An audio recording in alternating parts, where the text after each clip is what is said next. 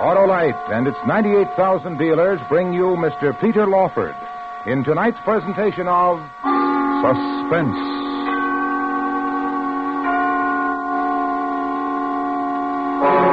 Tonight, Autolite presents Part 2 of the first detective novel ever written, a tale considered by many to be the greatest ever written. Wilkie Collins' The Moonstone. Our star, Mr. Peter Lawford.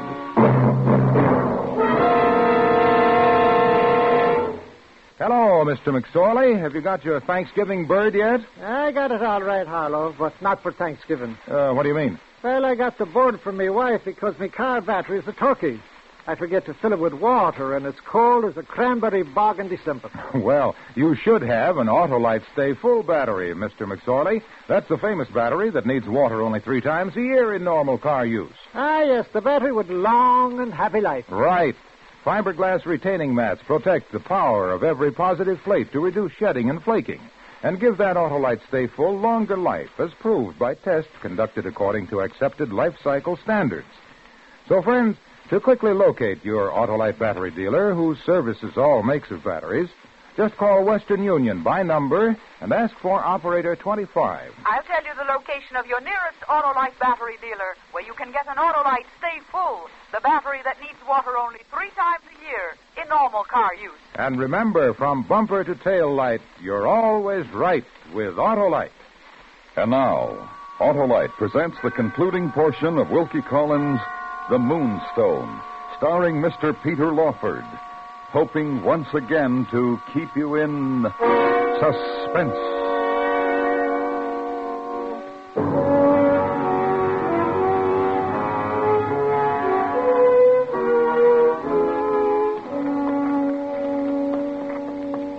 Tell me, Mr. Blake, the diamond that belonged to your uncle? Yes, Sergeant Cuff. His will stated that I was to give it to his niece Rachel on her birthday. And you say this Moonstone had a curse on it? It has been said, yes, because it's believed he took it from an idol, an Indian moon god. And those Indian jugglers you saw at the jail, you believe they stole it? Yes. They were in the garden outside the house when the diamond was given to Rachel. But I've shown you our prison records, Mr. Blake. The Indians couldn't have stolen it. They were behind bars all last night. Who else was at the party? Let's see.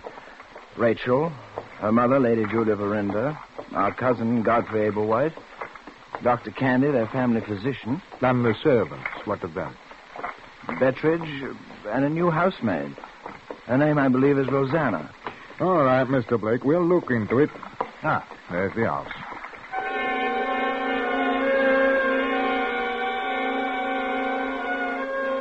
As soon as we entered the house, Sergeant Cuff went into Rachel's sitting room, hardly bothering with the cabinet from where the Moonstone had been stolen. His eyes seemed to be much more taken with the door Rachel had painted and decorated with Cupid the afternoon of her birthday. Well, quite good work. There's a smudge on one of the Cupids. Pity. Anyone know how it happened? Mr. Bettridge? One of the maid's petticoats with all the commotion this morning. Pity. Paint's dry now. Does anyone know which petticoat did it? I don't think any of them, Sergeant. That part of the door was the last to be painted. Couldn't have happened this morning. You're quite sure, Mr. Blake? I watched her finish it. About 4 yesterday afternoon. Oh, it would have dried in about 10 hours. About 2 in the morning, then. You may have put something valuable in our hands, Mr. Blake. The smeared petticoat or whatever will bring us to the truth. You think it was worn by the thief? I think it was worn by someone. There's no evidence of thievery as yet, only that the diamond is missing. Mr. Bettridge, would you tell Lady Verinder I'd like 10 minutes of her time, please?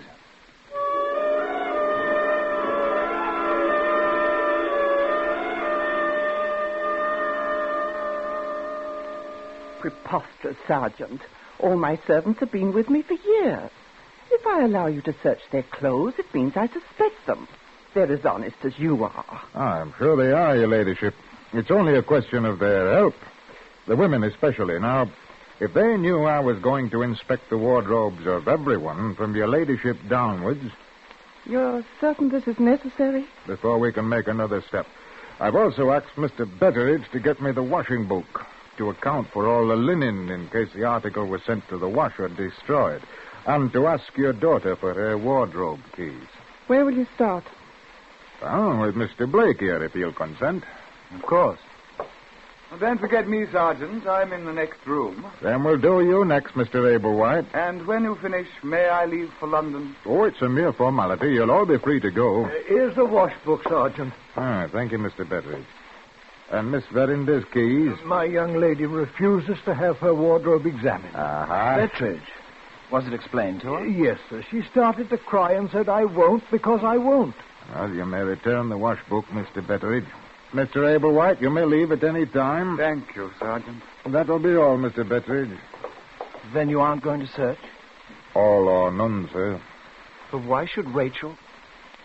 I don't understand. Pardon my being personal, Mr. Blake. Would it be wrong to say you're in love with Miss Verinder? No, it wouldn't be wrong. Love blinds to a great extent. Look here, you're implying that... Oh, just a moment. Out there in the hall. Out there. Won't you come in? Rosanna. Oh, excuse me. I was looking for Mr. Betteridge. I was told he was here. He just left, my girl. Oh, thank you. Excuse me. Rosanna? Rosanna Spearman, that's it. You know her? I've seen her once before, Mr. Blake, about 5 years ago. In prison for theft. In prison? Well, there's the answer. Well, it's not the old answer, Mr. Blake. Will you promise to hold your temper? If I see sense in what you say. All right. Tell me, why does Miss Verinder refuse to cooperate, to have her wardrobe examined? Because... Exactly. Because she knows more about the diamond than she's willing to tell. Couple that with Rosanna Spearman, who was a thief, who knows how to raise money and pledge a valuable without questions. Now, that is preposterous. Why should Rachel need money? Well, for reasons she doesn't want to discuss. Something that would force her to go to great lengths. Scandal, if you'll pardon the word, sir. This is the detective's mind, isn't it? Suppose Miss Verinder were to suddenly decide to leave this house, refuse point blank to help, as I think she will. I'm sorry, Sergeant. You don't know her. Ah, it's a dirty little world, Mr. Blake, and I've had a deal of experience. I'll be the first to admit it if I'm wrong, but I don't think I am.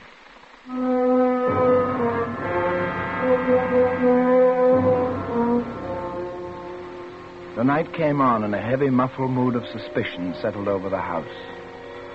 Rachel stayed locked in her rooms and would speak to no one. The sergeant was wrong about her. He had to be. But I couldn't push the torture of his logic from my mind. I was afraid, deeply afraid of the coming day. The first news that terrible morning was that Rachel was going to leave the house. The colonel's vengeance was working in ways he never dreamed. Miss Verinder, I'd like to say once more that your leaving is a great obstacle to the recovery of your diamond. Now, knowing that, you still intend to leave? I do. Rachel, please, Rachel, you can't. I have nothing to say to you, Mr. Blake. Drive on.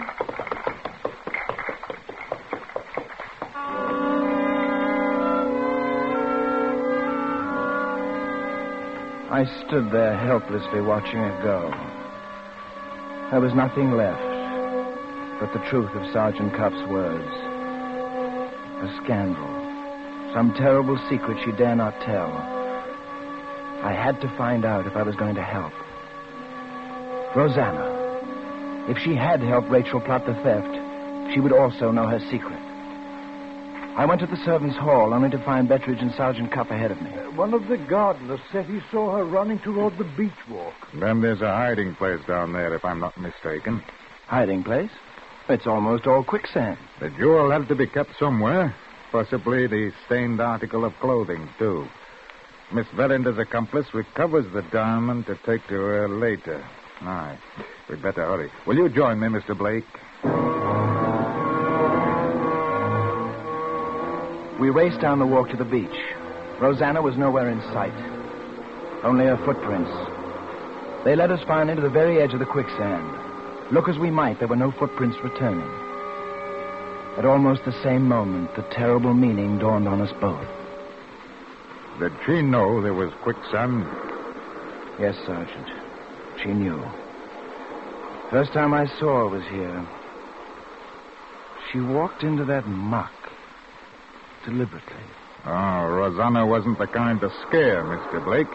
She must have had her own good reason.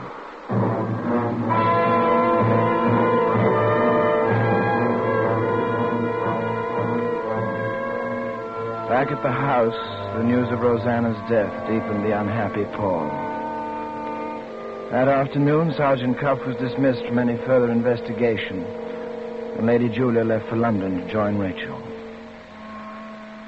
Later, I left the house myself, feeling terribly depressed and useless. I would have given my life to help Rachel, but there was no avenue left open. I took ship for the continent the next morning, hoping that time and distance would let me forget. Almost a year was to pass before I returned.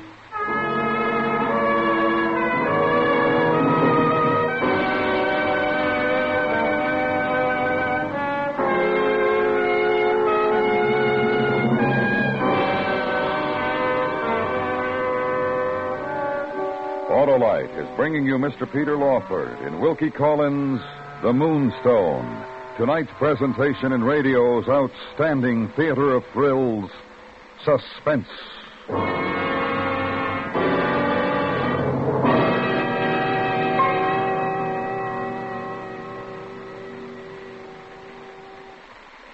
Well, Harlow, now I can eat turkey instead of crow on a Thursday.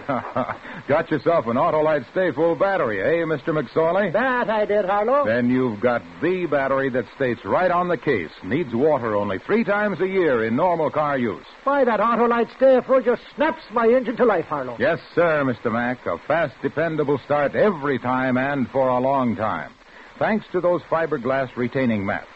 They surround every positive plate to reduce shedding and flaking and give the Autolite Stay Full longer life, as proved by tests conducted according to accepted life cycle standards.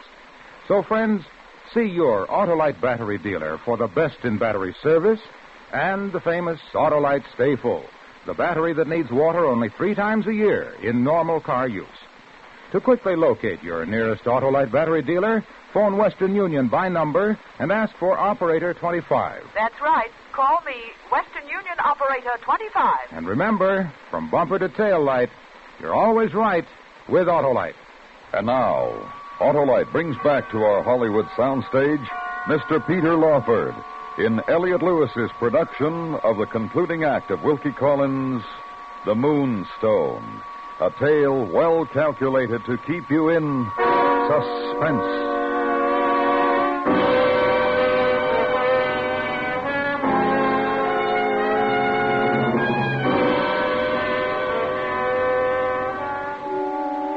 I returned to London in June 1849.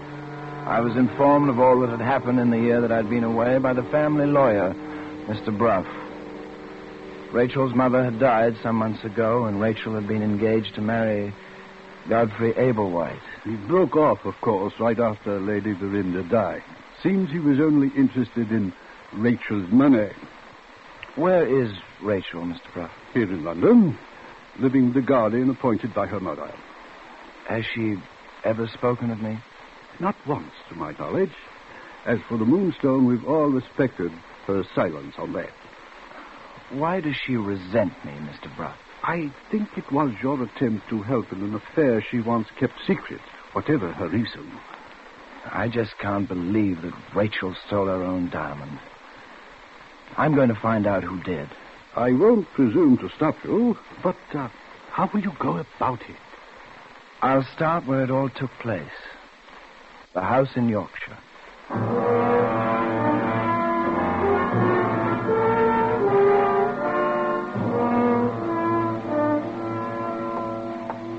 By the Lord Harry, Mr. Franklin, it's good to see you.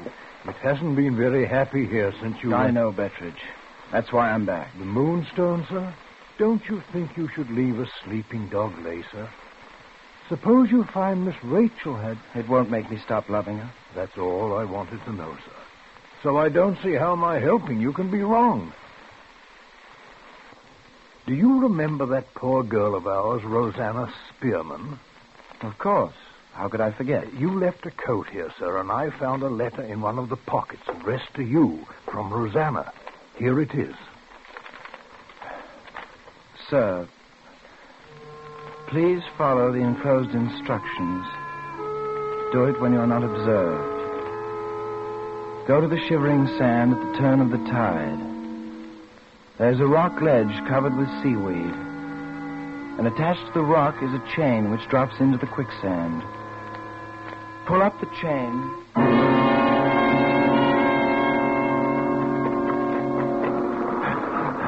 There's the ugly place. Tide's almost out. Well, there's only one rock ledge. You go ahead, sir. Note said do it alone. That's her grave, too. I'd like to humor her. I went onto the rock ledge. The last surge of the sea fell away, and I walked out gingerly on the edge of the quicksand. Getting down on all fours, I felt under the glistening seaweed. After a moment, my hand touched the rusty links of a chain. It came up easily. Attached to the end was a rusted metal box. I forced it open. It was filled with a white cloth, on top of which was another letter bearing my name. I carried it all to the dry beach and unrolled the cloth. It was a nightshirt. On its sleeve was a smear of paint from Rachel's sitting room, and I recalled the words of Sergeant Cuff. Find the smeared article of clothing, and you will know who took the diamond. I looked to see if it was marked with the owner's name. Finding the mark, I read Franklin Blake.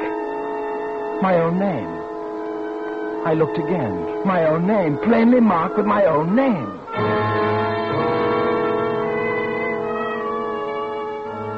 The next thing I remember was being back in Bettridge's room with a drink of whiskey in my hand. One thing for sure, that nightgown's a liar, a pure liar. It's my nightgown, Bettridge. I couldn't have taken the diamond, but it's my nightgown. Then it's foul play. That's how I read it. What about Rosanna's letter, sir? Yes. Sir, I have a confession. A confession of my own misery in 3 words. I love you. Me? Well, what does she mean? That's what the servants believe, sir. They used to see her mooning at you, puttering around your room every chance she could. Yes, I remember. But it never entered my mind that... What more does she say? I will be dead and gone when you read this letter. It is that which makes me bold. The morning the Moonstone was stolen, I went to do my work in your room. Your nightgown lay across your bed, and I saw the stain of paint. I hate Miss Rachel because you love her. It was hard to believe you had stolen her diamond. I had once been a thief and been in prison for it. The nightgown is my only bond with you. I could have helped you, but I dared not speak outright, fearing your anger that I knew your secret. Miss Rachel has left. You will soon be leaving, too. I know there is no chance you're ever returning my love, but I will keep your secret. I go now to the shivering sands which have always drawn me. Remember me kindly, Rosanna Spearman.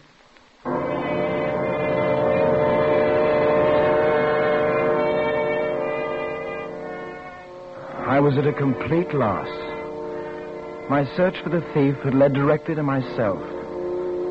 So now Rachel's attitude was no longer a mystery. She had left because she believed I had stolen the diamond. I went back to London and told Mr. Bruff everything. I suggest you do something for me, Mr. Blake. And what's that, sir? I received a letter this morning from Dr. Kendi.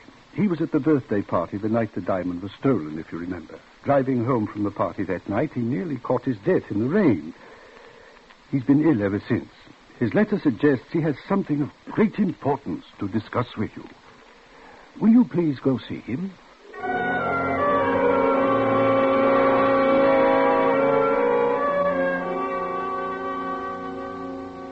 Good of you to come out of your way to see me, Mr. Blake. Thank you, Doctor. You're looking well. I'd like to apologize to you, Mr. Blake. Apologize, sir? The night of Miss Verinda's party, you and I sat next to each other. There was some joking about the diamond. Do you recall? Well, not distinctly, no, sir. Just something unpleasant. Well, I told you I suspected you hadn't been sleeping well and to let me give you a course in medicine. I don't think I had been sleeping well. I decided to prove my medicine to you. If I could give you a good night's sleep without you knowing it... What? I was going to come back the next day and ask you how you slept. You would have said, fine, and without medicine. And I was going to say, but you did have medicine, sir. Dr. Candy, did you give me something that night? It was a dose of laudanum, part of the opium family, in your nightcap. I hope you'll accept my apology.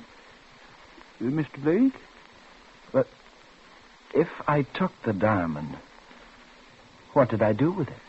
I feel I owe you all the help I can give.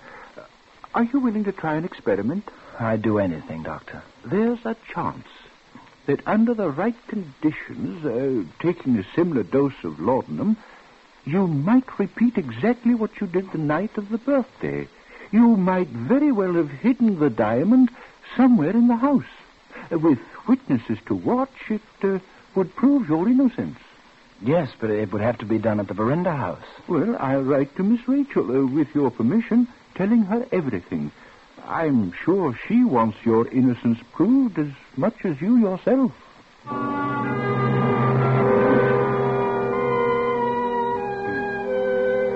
It was a very nervous time for me, waiting for Rachel's answer. With great relief, her letter came saying she accepted Dr. Candy's explanation. The house was at our disposal, and she wished us all success for the experiment. I wrote Mr. Bruff, asking him to be one of the witnesses.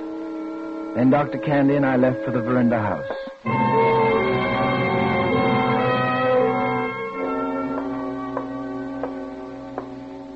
Ready, Mr. Blake? Of course, Doctor. Get on with it. If you want my opinion, the whole thing is humbug.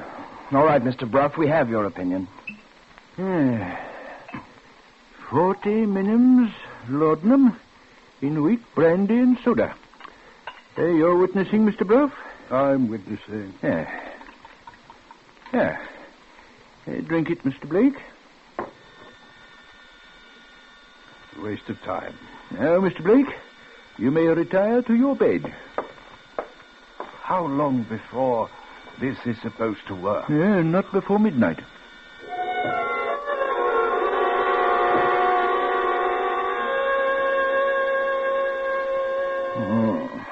Look, he's moving. Moonstone. Indian devils. In the house. Kill Rachel. He's getting up. It's in that cabinet. No lock on it. He'll take it. He's going out of the room. Take off your boots. Come on.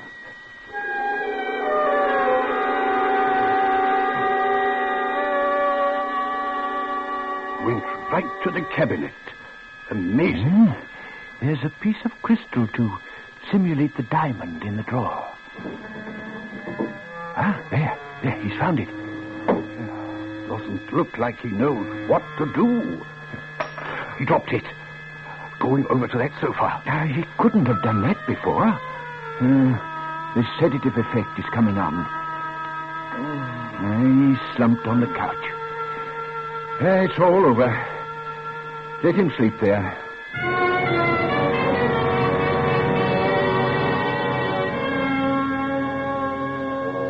When I awoke the next morning, they told me what I had done. I proved only that Dr. Candy's joke was caused by my unconscious behavior. But now, and what had happened afterwards was still a mystery. We had come to another blank wall.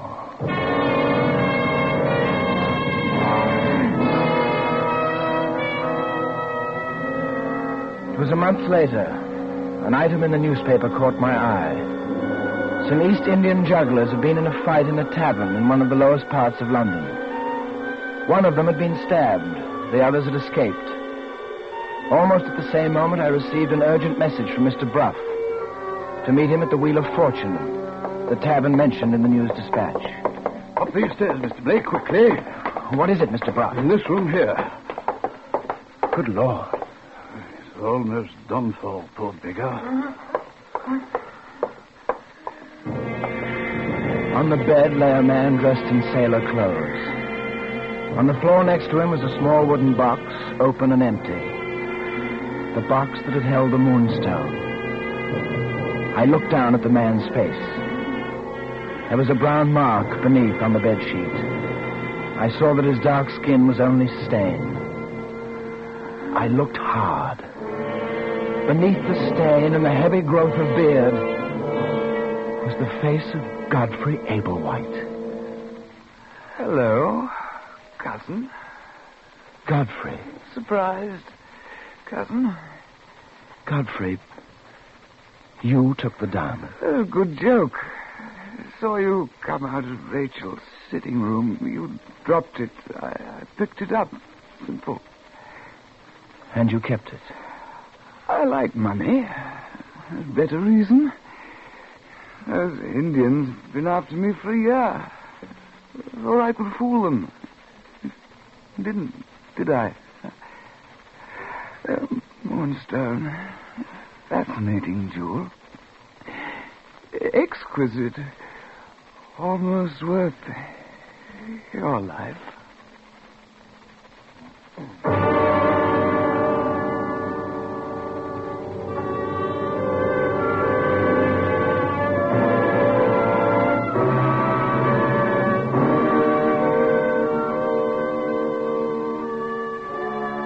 It was some months later that a small news item appeared on an inner page of the Times.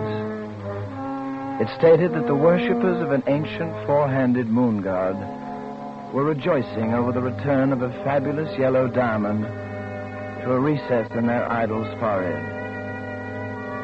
It was a small item. I doubt if many people read it.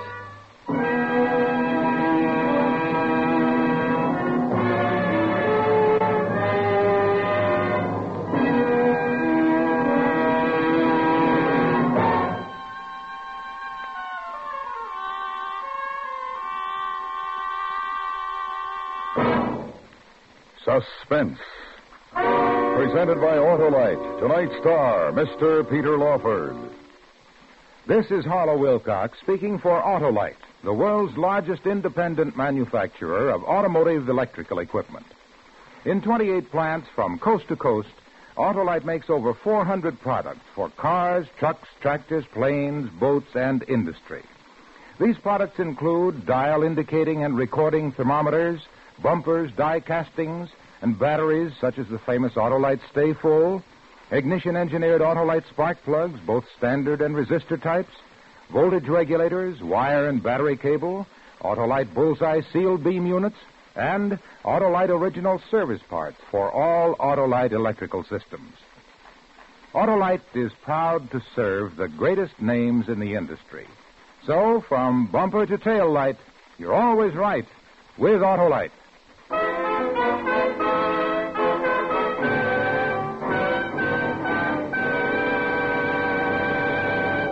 Next week, it will be our pleasure to present the first radio adaptation of one of the most amazing human documents ever written.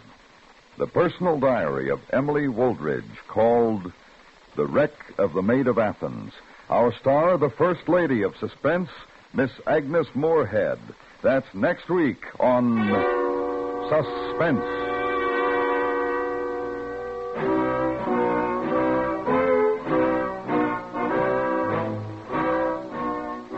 Suspense is produced and directed by Elliot Lewis, with music composed by Lucian Morwick and conducted by Wilbur Hatch. Wilkie Collins' The Moonstone was adapted for Suspense by Richard Chandley. Featured in tonight's cast were Betty Harford, Ellen Morgan, Norma Varden, William Johnstone, Ben Wright, Herb Butterfield, Eric Snowden, and Alistair Duncan. Peter Lawford will soon be seen co-starring in the Columbia picture It Should Happen to You. And remember, next week, Miss Agnes Moorehead in The Wreck of the Maid of Athens.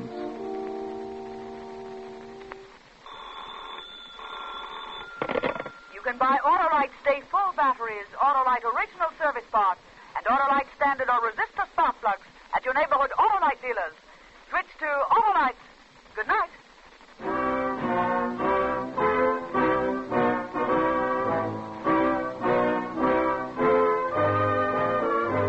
This is the CBS Radio Network.